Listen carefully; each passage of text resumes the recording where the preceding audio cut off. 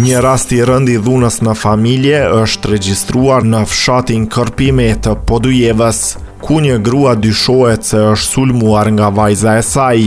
Ngjarja ka ndodhur gjatë ditës së djeshme, ndërsa rasti është raportuar rreth orës 19.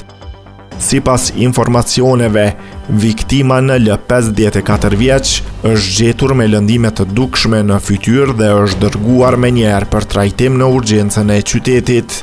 Ajo ka deklaruar se rreth orës 15 derisa ndodhej në kuzhinë është sulmuar me një shkop druri nga vajza e saj AL 29 vjeç. Në vendin e ngjarjes gjatë ndërhyrjes policore është hasur edhe e dyshuara, e cila më pas është shoqëruar dhe dërguar për trajtim mjekësor në ÇKUK nën përcjelljen e policisë.